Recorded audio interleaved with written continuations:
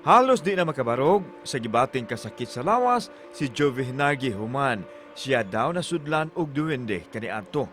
Labad sa ulo, kasakit sa lawas ug di masabtan nga pagkaluya ang iyang gihambin.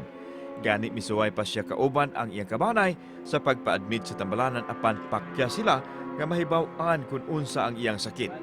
Kay matud pa, way matumbok nga hinungdan sa iyang balatian. Nunod sa kagustuhan nga maayo, miduol sila sa mananambal ug namasin nga matagaan og katin-awan kung unsa ang iyang sakit. Didto nasuta nga ang iyang bana kuno nakasala ngadto sa usa ka diwende ug siya daw ang gihimong alay uhalad niini. Karong buntaga, mangayo ta sa tibuok detalye kabahin sa iyang kasinatian dinhilang sa GMA Regional TV Live. Pakisayran ta karon kapuso kani iyang talagsaong kasinatian dihang giingong nasudlan siya og duwende. Makauban nato gikan sa Karkar City si Ma'am Jovi Hinarge. Maayong buntag ug maupay na aga, Ma'am Jovi. Welcome sa programa. Kumusta ang imong adlaw karon, Ma'am? Okay ra kayo, sir. Good. Daghang salamat sa pag-uban kanamo rong adlaw. Isgutan ta, Ma'am, kining imong talagsaon nga experience daw sa matud pa paghamok kuno sa usa ka duwende nimo. Kanus-a man ni nahitabo, Ma'am Jovi? Nahitabo ni siya atong December 10 to 15. Sabi aging tuig. Atong unang tuig, sir. Unsa may matumbok nimo nga rason ini, Ma'am Jovi?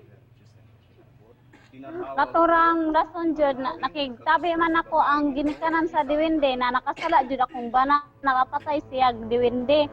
Nya ako silbing bayad nila.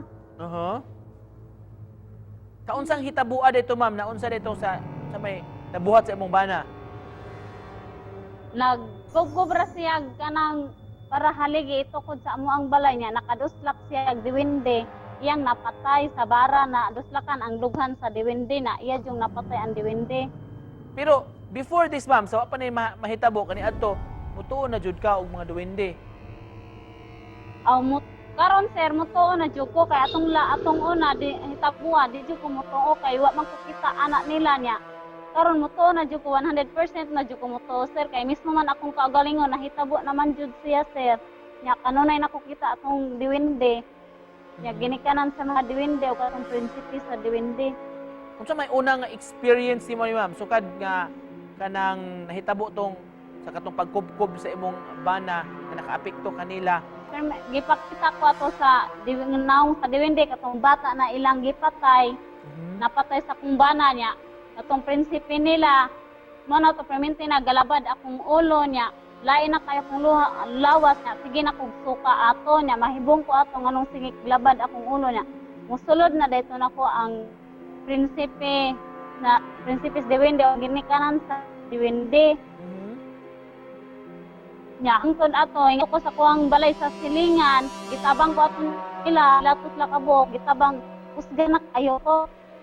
Dili na kapiog na ko. Pero conscious ka, Ma'am, unsay magdagan si mong nahuna once mahitabo ni siya?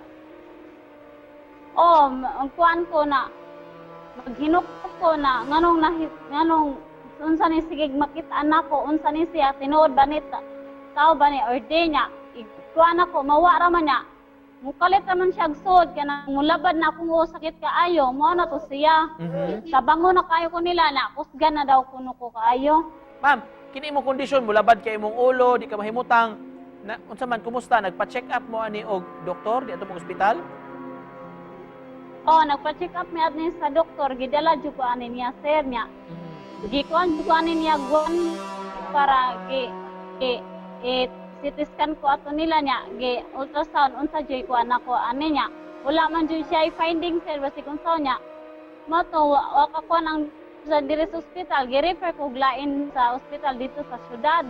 Ano sa man ni Ma'am nga nakanuna mo nga magpatambal sa faith healer?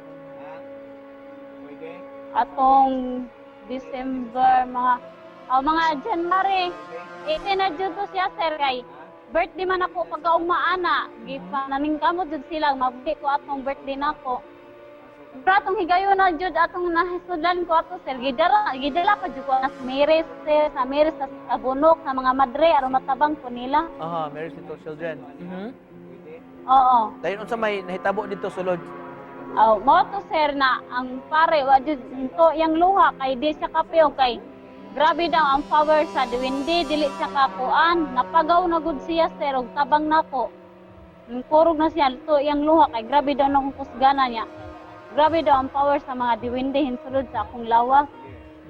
So gikan sa doktor ni adto mo sa religious community diri sa Tabunok, faith healer dayon ka unsa may nakapa sulbad sa imong gihamok ma'am nga kondisyon? Mo to nan sige migbalik patambal kada sud atong diwindi balik mi ngadto ni kuya nangita jog paagi si kuya na iya jud mapahawa tong diwindi ug katong ginikanan sa diwindi og prinsipe iya jud gipakuan gipahawa sa akong lawas na dili na mosulod. Mo to na ngayon kondisyon ang diwindi sir na akong bana pahikayon siya og tulo ka buok manok na itom.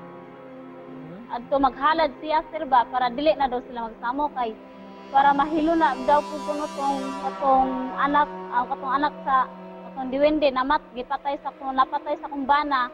Sukad ato sir na wala na jud siya nagsamok.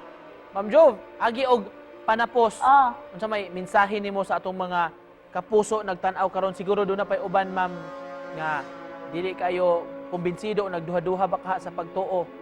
akong mensahe nila sir kanang buod kuha na lang inyong hangto kay naa jud na sila kanunay dili ra kita may tao jud diri sa ato ang palibot naa jud na sila kanunay siya sir nanguan ano jud mang tabi-tabi lang ta kay kanunay jud na sila naskilid ra nato gauban. Alright, Ma'am Jove, salamat kaayo sa pag-uban kanamo karong buntaga, pagpaambit sa imong istorya. Makapuso gikan sa Karkar City si Jovi Henarque. Salamat Ma'am Jovi. Salamat sir, God bless. God bless you ma'am. Amping diha.